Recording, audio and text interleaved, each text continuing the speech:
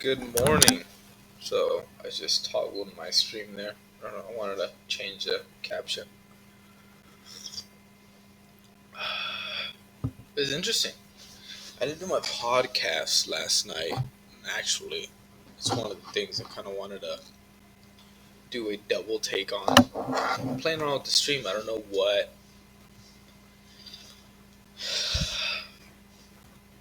I want to do with this content yet. I do want to do a stream. But I'm not actively doing it. I just don't know how to build, I guess, an audience and all of that, and what to talk about. Right. So what I'm thinking about doing is making it consistent. If you want to join the stream, they can. Um, I'm recording a lot of this now. I'm going to be doing it on both. Whatever I do on the stream, I'm going to be recording it, uploading it on YouTube. So that same content you'll get on a on-demand basis, pretty much on YouTube. And then as well, um, I don't know.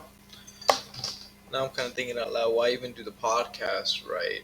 If you really listen on the screen, on the stream, and different content, different things. I don't know. We'll see. Let's see if I can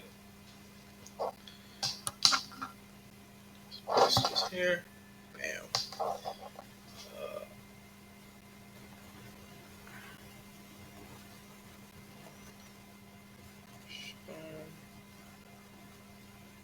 there you go.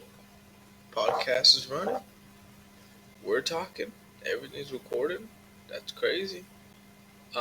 So good morning. Like I said, I have been last night, man. Last night, stayed up until very late, and stayed up to very late last night. And I completely forgot I had a bunch of meetings this morning. So I should look at that right now. See what kind of meetings I got. Meeting apocalypse, man. Usually it was always Thursdays for us, uh, but now it's turning like Fridays. Hey, look at this. This is my day right here. Like I'm not gonna give you a detailed like zoom in because obviously I'm not gonna do that. But I'm meeting at 9, meeting at 10:30, a meeting at 1, a meeting at 2:30, a meeting at 3 will probably be canceled. Uh, but yeah, it's a lot of shit, man. It's crazy. Um, I guess what I can talk about right now is my experience as being a manager for the first time. Um, so one of the books I did read was this is when I found out right away that I was going to become. I guess find out right away is a good proper way of saying it. Phrase. When I found out I was going to become a manager of a staff, and I'm going to hire the staff. Um, I kind of freaked out a little bit. I never. One of the main things that I felt that was probably going to happen was uh, I suck, right? I suck, and kind of just like negative stuff. I suck. What if I look dumb? I remember being a technician, and I remember looking at my manager, like, damn, fuck, am I listening to you? Why? You know? But I didn't want to be that type of superior and not have the answers when they're needed it from me. And honestly, majority of the time, it's very you get those responses because the person who's actually trying to do the job to its highest capabilities, and the person that normally is supposed to guide them through that path is not doing the job. So essentially, I was trying to figure out a good way for me to give them the right path, give them the right path. So the first book I read was Becoming the Boss. Let's take a look. So these are the books actually that I've been reading. Well, not reading, but Audible. So from Becoming the Boss here up, Traction, Seven Habits, and then the Lean Startup. I'm sorry that I guess even if it's blurry, you guys can kind of see that. Um, and I'll put the not the links. I don't want to say links. The titles on the description of this on YouTube. So follow me, the itblog.info on YouTube. And yeah, so I did that from Lindsay Poliak. Now, with Lindsay, this book is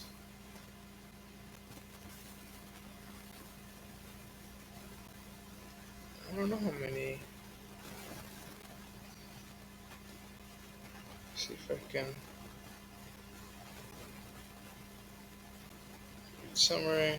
No, it's about honestly, it's about like 6 hours. Oh, I'm sorry, not 6 hours. It's one, two, three, 4, 5. Yeah, 6 hours, 6 hours ish.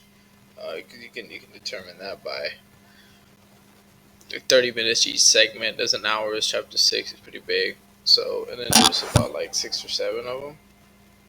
So it's about like well actually no, it's 10 chapters. So it's about 6 hours. You can knock that out. An hour a day, no big deal.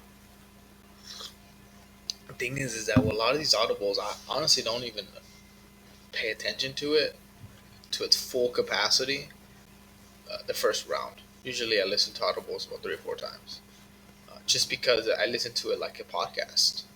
However, when I did purchase this one, I actually listened to it very intensely for about 3 times. So I would take time, take a lunch, read it. I mean, listen to it for about half an hour, take a break, come back half an hour. So within like a day, I read about. I mean, I heard about 3 hours of the content, and I heard that book 4 times. I actually got the cliff notes of it too. Sent it to my cousin. Um, because to me it's important, right? Being prepared for the actual role. Uh, and then when I got into the position, the first thing I did was I defaulted to what I normally do, which is fix things, just fixing things. I realized there's a lot of fixing in a very large time frame. From I think above, we're open about 13 hours or something, just depending on the situation. Sometimes we're open at 10 and we close at 12. Sometimes we open at 12, we close at 11, just depending on the situation, and 7 days a week. So it was impossible for me to be there all the time. So then I learned when I kind of like, you know what, nope, that's it. I'm stopping everything. I gotta hire people. So I started hiring. Um, the mistakes, and thing is that I took the time to, and during the time of me fixing stuff, I was trying to be as embedded in the organization as I can to try to learn what's actually needed and what they experienced before to never get that again for them. So that's what I interviewed for, the opposite of that. So they got people who won't be responsive, they weren't very engaging with senior management. Overall, obviously, they didn't fix stuff. In some of the cases, they did fix it, but they didn't know why it was done or when it was done. Pretty much, it was pretty much in the dark the whole time. So I interviewed for somebody who's very engaging, somebody who can be guided. Obviously, I won't be able at the price point we're at.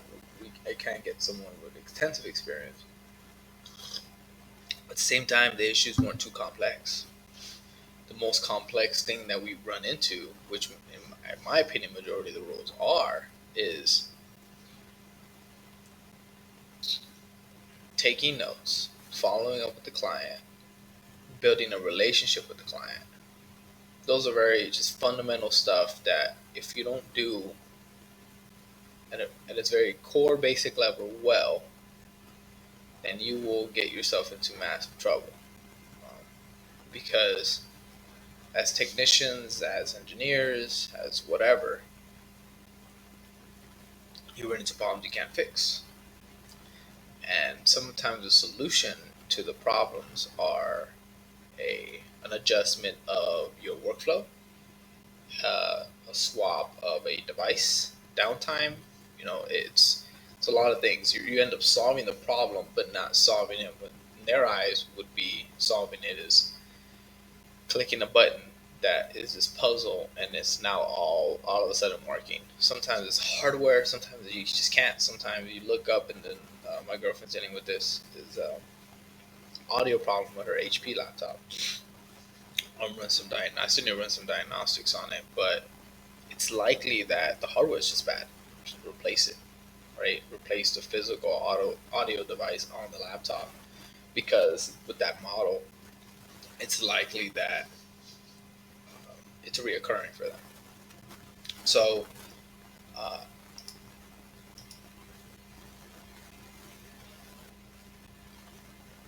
the only way you can actually persuade the individual to listen to you on things like that is to build a relationship. How do you build a relationship, right? Every morning, I told my guys every morning, this is something that myself, if I was at that role again, I would always do.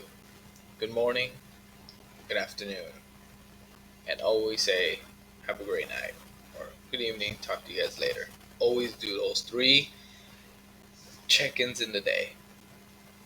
I feel like IT departments end up being like hole in the wall, and we are, right? We get placed in a little uh, broom closet, and there's like three of us in there, right? And this is it so happened that there are three of us in there. It is similar to a broom closet, but this is how normal it is. If the room by default is 1,000 square foot, each office in this building, for example, is 1,000 square foot, then by default the IT office is 300 square feet. Like that's just the ratio. Like you know what I mean? It's not. We never get the biggest room in the building. We always get the not the smallest, but uh, big enough to put bodies in there, and then all right, pool, you're good. Like you set up, and we're always not set up properly. We don't have the proper ports like set up for us. Like number of ports ran, not enough power ran to the location. It's pretty common, and it's based on my experience. It's never set up for an IT tech desk or tech office. It's always just makeshift. Um, and why? Because that's what we do. Hey, this is the room we got. Can you fix all of our stuff? And we have very little budget for you. Uh, Here's tape. That's pretty much what it is. Uh, I've been put in situations where, oh, we want this, this, and that. I'm like, fuck. And in my head, I'm like, I know what you're asking because it's what I recommended for um, other networks and the other buildings and stuff like that. All we want to do the same thing here. I'm like, yeah, well, you don't have the equipment for that, but I can do this, right? And I simulate that the best way I can to make it work to what they're trying to accomplish. And that's a task, right? That's a task to be able to make shift something, tape things together, make it work. It's a difficult task, and we're always put into that position. And one meeting I had with an HR director was she mentioned, you know, they don't find they don't realize a need for us until um, they scale to a certain extent, or when things end up being really really bad and you can't figure out why. Their day-to-day operations or day-to-day functions that actually make money. And the way I argue is that, and I'm pretty sure HR has the same argument on their side, but IT, in my opinion, does make money. Every time your systems are up, and there's no hiccups. You're consistently building the reliability and trust of your customer. And what I mean by that is actual people coming into the building. Like if people, for example, if you run a coffee shop and they're always trying to connect to the internet always sucks. People are going to stop relying on the internet. You can no longer the picture up front or sign that says free internet. That is no longer a statement that will get you any traction for more people. Right? They'll look at it, and the internet's always garbage. You actually start build that sign will actually represent a sore of your organization all the time. And this is just a very basic example, right? Just to illustrate a point. People will no longer go in there for the addition of Wi-Fi. I'll say the coffee's okay. Or just an example. Obviously, people go in there and they don't care about Wi-Fi. But if somebody's studying, right? Somebody's studying, I'm like, yeah, coffee's great there. You know, the Wi-Fi always sucks. Let's go here. It's louder. Yeah, we'll put some headphones on, but at least I can get the Wi-Fi. You lost a customer, right? That is a perfect example of how IT works, and even on a larger scale. You work at a casino. Your network's always down. Every time you go in there, you get some type of experience within an 8 hour period while you're gambling that you put your money in and all of a sudden you have a problem getting your ticket out, and then somebody has to come and you're just like, dude, I'm drunk. I'm just trying to like, the fuck, right? You will continuously lose revenue consistently, and you get a lower level rate. Of person who's trying to drop all kinds of money isn't going to be dealing want to deal with that. I don't want to deal with that. I don't make a lot of money. Imagine, I can imagine that my dad's super triggered on all kinds of shit. One time he got pissed because the waiter wasn't going by fast enough, and his beer was always empty, and he was like, "What the fuck?" It's just hilarious. People wonder where I get my temper from. But I lost my train of thought. Okay, yeah. So in IT, they always give us the lowest budget, lowest expectations of get the most done with the least amount of money. And this gets in every department the same way. But people, it's easier to throw money at like engineering, right? And I know we're like system engineers and network engineers. That's how I see myself as well.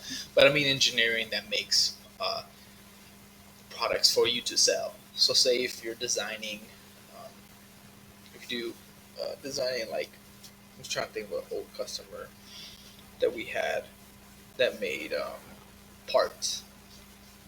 Right? You're designing CAD drawings to for these parts, and you're selling them and or building them those parts and selling those parts. So sometimes they go in and they call them, look, I need to design this, and they have their engineers design it in a CAD drawing and then sell it back to them, and then look, this costs whatever amount of money. Okay, great, cool. That's all I needed.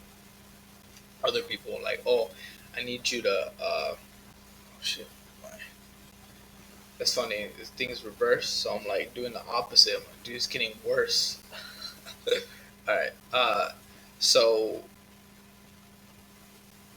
hey, I need a part built.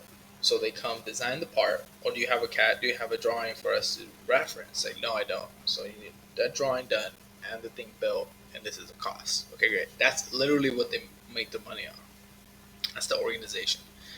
Now, it's easy to put money and throw money at your engineering department because they are the individuals actually making you money. They're the ones that are building out the equipment, even the facilities. You may want to drop $500,000 on your warehouse because those are the guys who are doing doing all kinds of shit. Uh, Even the guys and engineers drawing the CAD drawings and going back and forth. You may find a good drawer, good engineer, and then a good technician back there. I don't know what they're called, right? I'm just assuming the roles by job titles and I mean whatever. And they work really well together, and they pump out all kinds of money. In the past year, they pumped out 1 point something million, for example.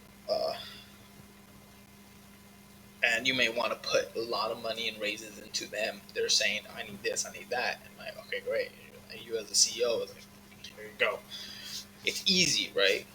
But then you come and you get your third party MSP or your internal IT guy, and it's just one of him, and he's taking care of your whole building. And he's saying, look, um, I've been noticing this on your systems. I suggest you upgrade. Or I see a vulnerability here. We may have some issues going forward, or whatever your case may be. I need like 20 grand, 30 grand, 50 grand for budget this year, and it'll get us perfectly in line for next year. Next year, I'll only need 20 to finish the project. We'll be good. And that person's like, no, we're doing great. We made 1.2 something million, and then just those two. We have whatever going forward. I want to put more money into them. I want to make more money. But then a year later, they get hacked. A year later, half of the computers start dying, and then all the money was put into an equipment on the warehouse to make more uh, pieces. But the computers inside that engineering uses started dying out. They started becoming slow, or the software started being outdated, and like, I'm just thinking of random stuff. Switches started shutting down randomly. They needed to upgrade. That was part of the upgrade. Was that we've had 6 years of, and I'm building up a fixed scenario. We had 6 years of running switches, and I noticed some. For example, I noticed some stuff on the logs, and I thought it was suspicious. So I think based on that, years running on the systems and all that, I think we should start thinking about investing in an upgrade. It's like, no, because I want to whatever. All of a sudden, things have started dying, acting weird, and incurring downtime. Now employees have to work in the weekends because during the weekday they weren't able to work. They had to come in, the network stable again, do the work. That's overtime. Then work start becoming unhappy, and then I become unhappy because I called all this and they don't want to listen. And then I'm getting yelled at because, well, how come it's still working? It was working a year ago. I'm like, yeah, things break. Like, So, and then all of a sudden your uptime was 99.9%. Now you're down 10%. You're at 80% uptime, and uh, you made 600,000 this year. Last year you made 2 million, 1 point something with the team, and then another 8 from those other guys. And all of a sudden those guys are doing so well, and you invested half of that money that you uh, profited last year on a new machine, and you didn't reap benefits. What happened? Those things consistently happen in the industry, and I'm not that I'm bitter about it. It's just that's the reality of it, and it's hard to. And the thing is, in the beginning, when I describe a scenario, it's obvious. It was obvious that we put more money in engineering because they're the ones actually making the money. They're making us money. Yeah, but the core, at its core level, it's the systems, because no one's drawing on a piece of paper anymore, pencil. There was like, if think something broke, literally the single point of failure was actual lead. Just fucking sharpen it, and or lack of paper. That's it, and your hand. And the visual drawing it, right? It's those were the things that you needed to ensure keep functioning. But that's it. There's nothing else. Now you have computers, software, a networking stack, the servers, then the people, um, printers, obviously paper, ink, um, the internet bandwidth, what you're doing, designing, is it scalable? Can you do it? It's all kinds of different stuff.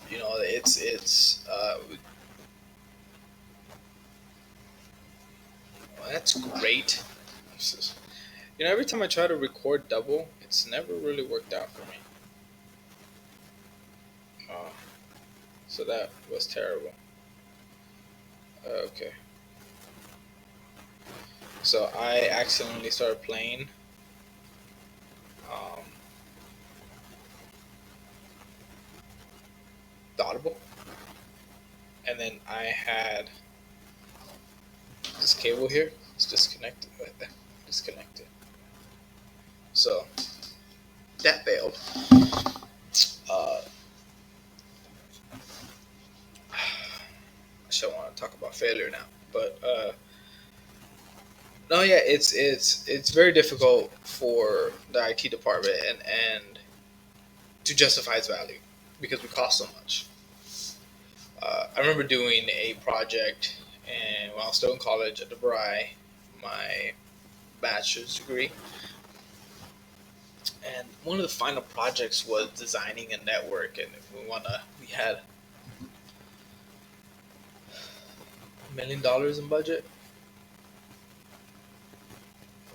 2 million. I forgot what the budget was, and I wanted to put more money in hardware and less, and hire a lower, like a $50,000, $60,000 administrator, staff members. I think like one of those, and then two low level guys or one level guy. I forgot how I designed it, and I wanted to put more money into infrastructure. Well, and it wasn't like a line item, right? It wasn't a line item. It was more uh, a rough estimate and what I would want to put and allocate money. That's pretty much like a pie. Think of a chart, pie chart, and allocate certain percentage of the total quantity. And realistically, because I was in the field already doing some of the MSP work and projects, I allocated less for day to day and more on hardware because the hardware and licensing costs more money. You never know what the design, how much everything will cost. So, and this was for like supposed to be like 10, 15 locations, and then one spot's like whatever, whatever. And it's just like, all right. Um, so I designed it, and the people were like, no, no, no one will ever work for that low money. I'm like, all right. That shit happens all the time. Like, no, no one would do that. That's $100,000 job, easy. I'm like, all right. Like, no, the organization will look at the budget, and then they'll have a list of people in the very bottom here. It's the IT staff, and they're gonna look at that. And then depending, right? If actually, I'm gonna actually take all that back. If the organization, a technology company, they put it up here, like not at the very top, but like somewhere up here, right? If it's a coffee shop, it's like right at the bottom, as they should, right? It's just different. I don't know. I'm not really all over the warehouse. Right, warehouse is probably like in the middle, but it's not the bottom. It's not the top. They can put more money in there, more automation, systems automation, like facilities and stuff of that nature, to put my money in into. Well, you would think, but what I would like to see, but see, it's probably an IT mindset, but technology mindset. It's probably to put more money into the staff, their managing staff, general managers, and all that.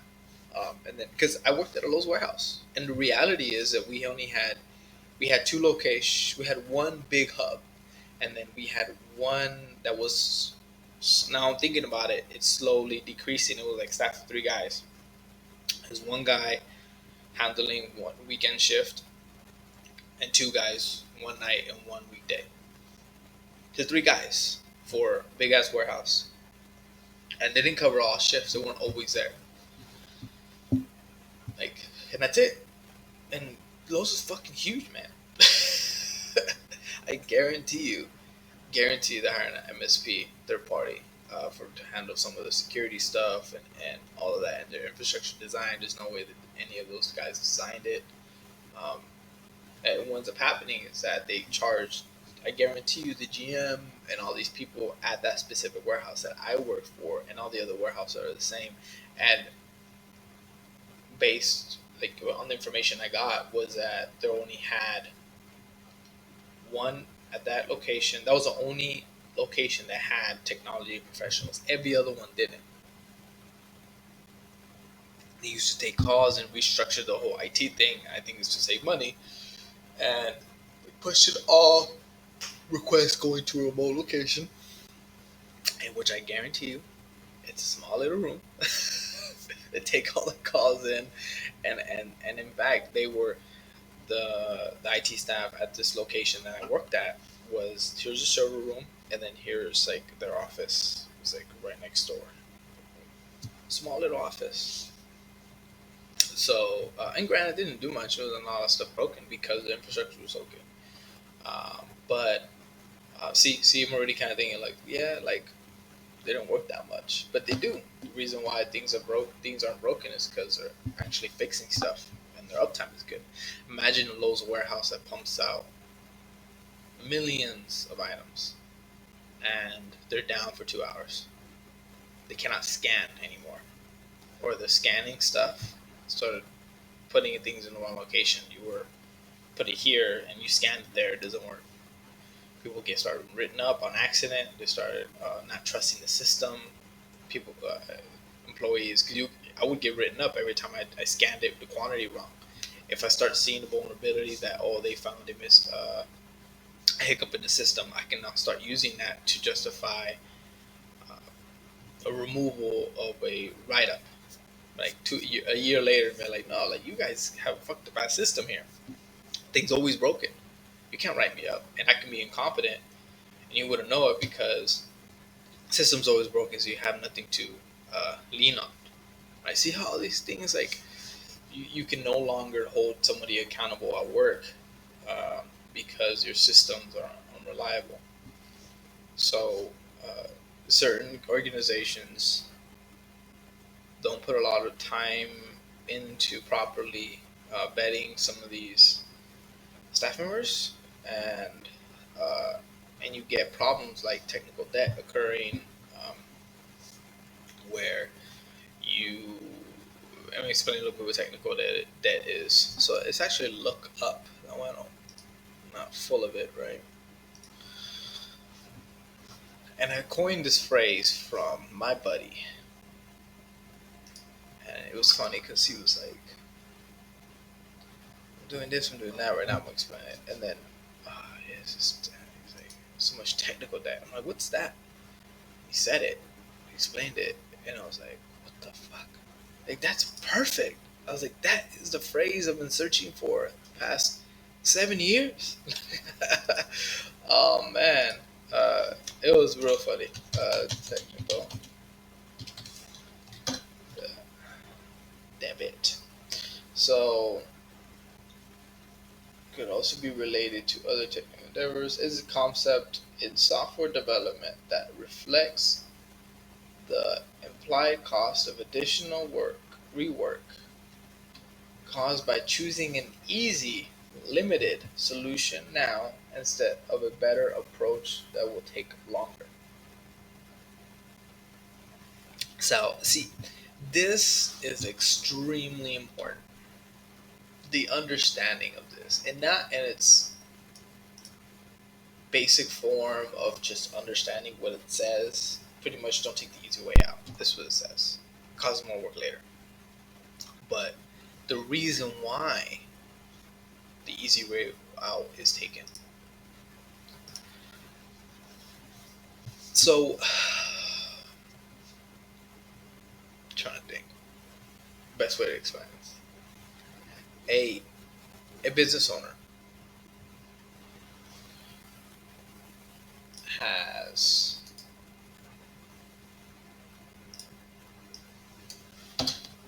alright. Business owner has a problem, right? Problem. IT solve it. IT solves it. Costs to fix properly. Uh, Nothing to. Let me say no. I say nothing. Time and energy. Heavy overhead to fix. Now,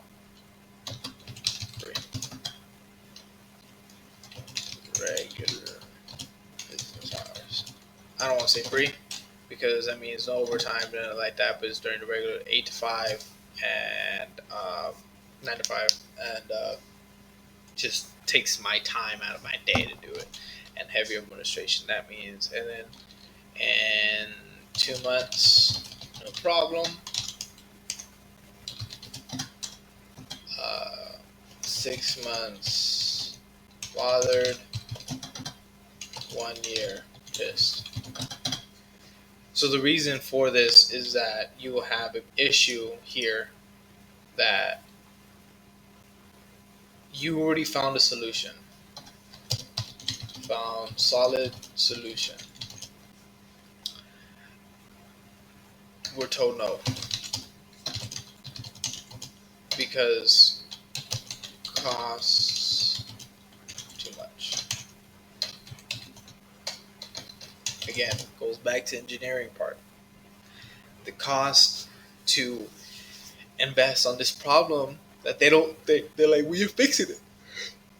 But, oh man, morning stretches are great. You're fixing it, right? They don't have to deal with the fact that it keeps breaking all the time. They don't. So what for them is the basic reporting for any business is something broken,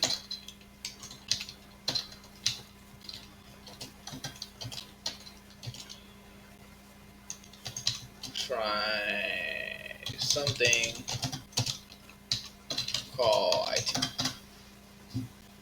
At its core basic level, that is what they do. Something's broken, they try something, and then they call IT. Now, what does IT do? They fix it.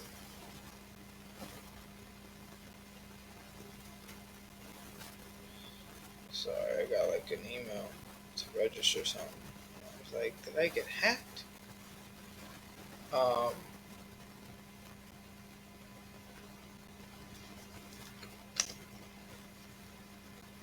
They don't deal, and then troubleshoot, resolved. Okay, so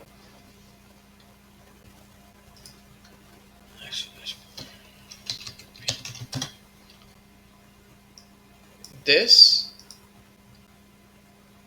willing to deal with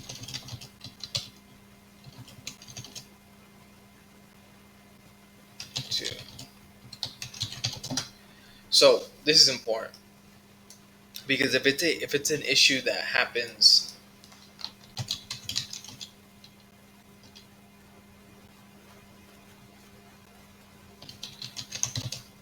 that's something somebody will deal with.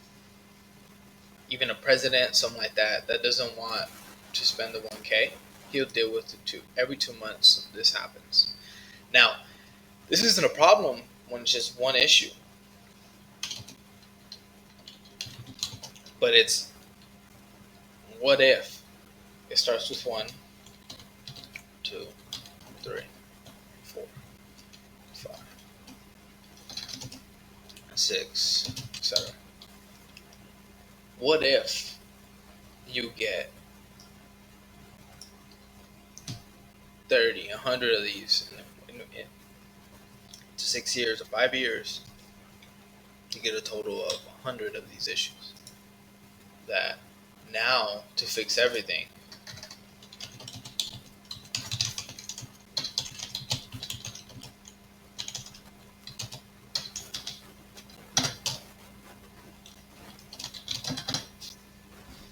this is when people quit.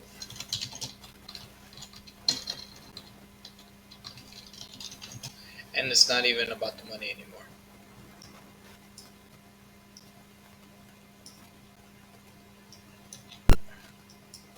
Right? It's not about the money anymore. This person probably who's resolving all of these is not even capable of fully understanding what's happened, why at a bigger picture. Like I could come into this at year like this is year 1. and then at year like 8, you have 100 issues reoccurring. Right? I'm probably misspelled that.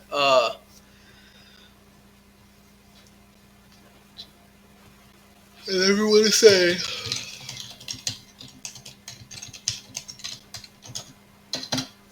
this is common, really, really common. Network's broken. Uh, Fix it.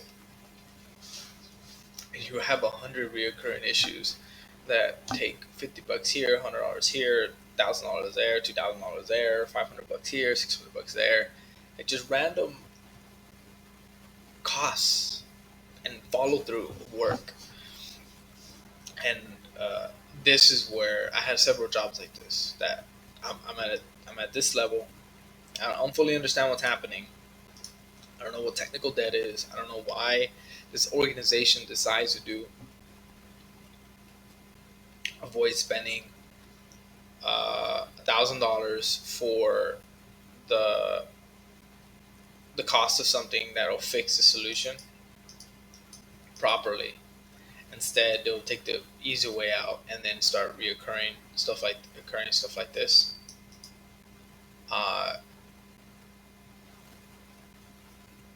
and then that happens every 2 months, and you get something else that happens every 2 months, and then the customer gets upset because it's like, well, why you keep fixing it if it's gonna break again? I'm like, well, because I'm trying to make you happy, right? Because you're just a technician, you're just there to fix an issue. You're not here to advise, right? So it just depends on your role and how you manage this situation. And this is where, for me, some cases, depending on the scenario, uh, I will not fix. They call IT, and after a certain amount of time, I think um, stop solving as to fix properly. I stop solving it. Like, nope. We have to find a better solution. I'm not going to kill myself to keep doing this. I'm not doing it. And if I have to part ways with the organization, I have to do it. But I'm not going to spend uh, 8 years of troubleshooting 100 reoccurring issues when the simple problem is running a cable and you don't want to spend money on it. Like, I'm sorry, like I can't help you at this point. Because the proper solution is placing the cable. I'm not going to keep looking at this cable and staring at it and waiting for it to magically start working. Cables are intermittent, so sometimes start working, sometimes it won't start working. Like, just termination's bad. We need to re-terminate, run the cable, and that's it. Like, that solves the problem for the next 6 years. Or stop moving, like, the location of it. Like, it's just simple things that stop us from causing the problems for ourselves. And sometimes taking a cheaper route is better. Don't throw money at it. Right? That's never a proper solution. However, when something keeps, for me, depending on the situation, but my benchmark is always, if it breaks once, try something. Breaks again, pull it. Revamp. Pull the system. Replace the system. Do something that you were hesitant on doing because you were kind of lazy, or you don't want to make a big impact on the customer, the client, either end user or the organization as a whole. So you have one downtime, you do something minor that you think that will solve it. We have to wait and see. You wait and see. That's what ticket system is important, or some type of tracking. In 6 months, if nothing happens, for me, it's always a week or two. Like, 2 weeks is probably the max. So 2 weeks, resolve it. Okay, we're good. That solved the problem. 6 months, you have that same issue again. This is where ticket system is good. You look up the system, see if you ever had this problem happen before. If you did, then you do what's recommended. The second time, you don't take another easy way out, because this is where you can get technical debt on accident. You don't even recommend the $1,000 fix. Whoops.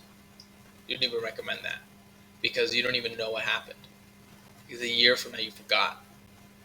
So that's what's important to have a ticket system to track what you're doing, because you can look it up and find out, man, this guy's been every 6 months his computer restarts or blue screens or does something, and I haven't even escalated the problem. I thought it was an update that didn't push through. I uninstalled it and reinstalled it and it worked, but it happened the past year and a half. Maybe I should check something. And then you show up early one day, you check the hardware diagnostics, and you realize that there's a bad RAM, and you swap the RAM, and then no problems. And I shit you not, the response from the client, I never have this problem again. I used to have it, and for you, it's 6 months. For them, it's every 2 months. Oh, I always get that. I'm used to it. Watch when you remove that inconvenience from the whole picture. You're a god. Like, what? No more blue screen? I don't I don't get interrupted anymore from work. Your value shoots up. And then that's where this technical debt, they're so used to this.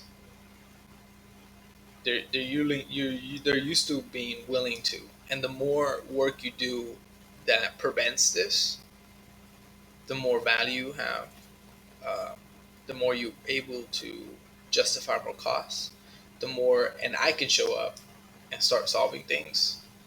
And I like to show the cost of like how much $100 will get you. Oh, that never happens again. Nope, never have to deal with that again. And then you can start justifying costs like this right out of the gate. Well, I guess you can't do it right out of the gate. You have to build trust. You have to build trust on the small. You start knocking these issues out. Remove the reoccurring costs. Then you hit them with the boom. I need this much money over the span of 3 years. They're never going to give you this in one. It's a business, right? You're never going to get. I mean, unless you work for like a big $1 billion organization, they're never going to give you that cost. They give you this in 5 years. Split that up in 5 years. What is that? 20 grand. Um, so you you ask for this in a certain time frame and use that money properly, and you actually resolve issues to a point where everything's just smooth as butter, like just smooth. That's where you show your value, right? Technical debt, and to illustrate the point, to reiterate the point, you got to put money into it. You got to put money in your support. Same thing with HR, right? I'm pretty sure they have a whole other realm of possibilities and actions. I mean, I'm pretty sure HR takes responsibility or helps facilitate developing of culture. If you have a shitty HR department like Toby, um, they let kind of the culture run wild. So, in my opinion, I think it's the operator does that, but I think the HR is supposed to be the person, the the party who's mutual, kind of sees on both sides and ensures that the people uh, aren't upset, and even upset, they're being heard, and it's supposed to help the operator manage their impulses and just like uh, trying to get the bit organization running properly and all that. So I think we'll wrap it up here. That was a pretty good talk. I like that. So let me know what you guys think. I'm gonna try to continue these streams. I just don't know what time to start doing them. So I'm gonna just be announcing. Keep an eye on the itblog.info for all like podcasts gonna be uploaded. I think we'll do a podcast tonight. I will do a podcast tonight, and then check out my YouTube. My YouTube.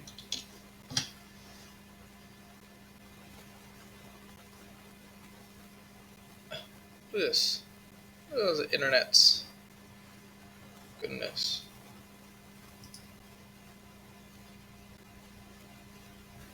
Oh well. Um. Yeah, I don't know what it is. What it's called. I think it's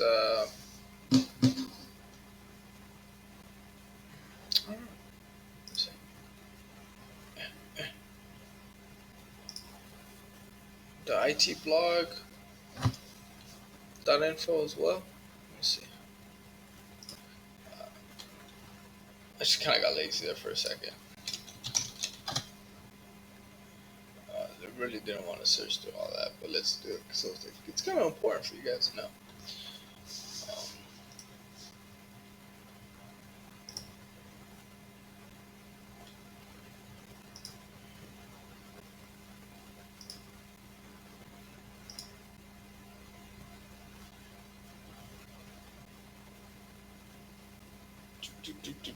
do. I think it's already that one. Yeah, I'm already in that one.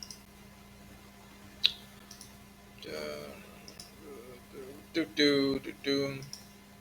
But I really appreciate. Yeah, I don't know. I got to.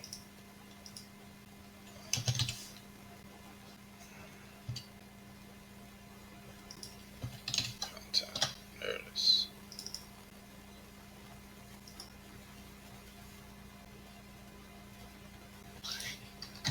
What's up with me hating on YouTube, man? Jeez.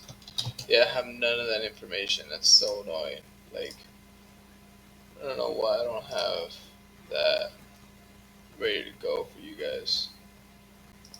Kind of bothered by that now.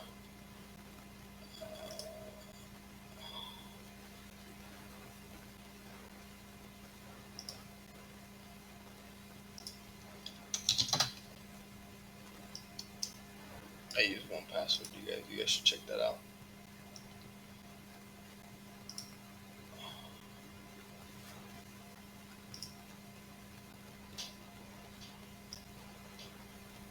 So those are my thing. Oh, you guys can't see it.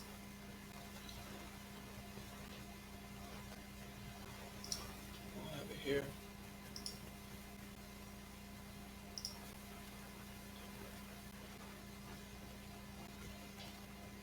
I want to get my like handle what you search for. I think it's through the internet. It's fucking garbage right now. Jeez.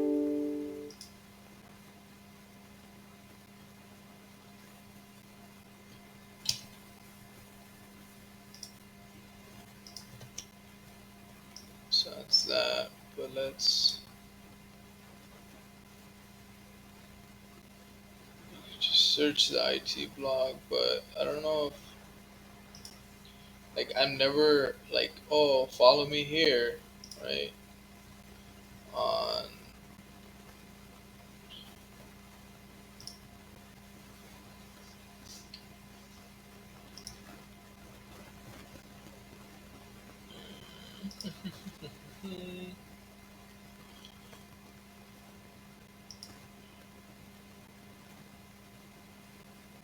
yeah, I guess it'll just be the IT blog, right?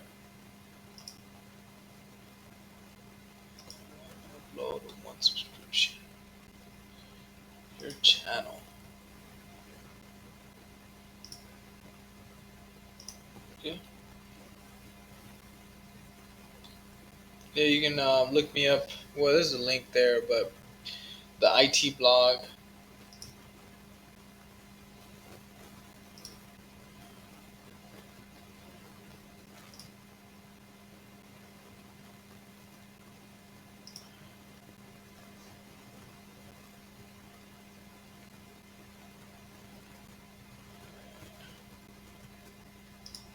If I change this, so I'm gonna change that name. So I have my name as I think that's why, but I'm gonna change that to the IT blog .info for my YouTube channel as well. You can check me out there. YouTube, I'm gonna post this video if you guys didn't catch it, all of it. Post it up there. So very little editing, just kind of just fuck, let's go all the way through story time. Let's talk, have some coffee, raw dogging it, and then upload it there. If you have any questions, leave them in the comments. And keep an eye on my underscore the IT blog.info. Well, the underscore the IT blog on Twitter, the IT blog on Instagram, Facebook, the dash IT blog, the dash IT dash blog on Facebook. So cool. Share it to your friends. Let me know. I'm gonna get more creative as soon as I start Right now, it's just kind of story time, like soft skills, experience.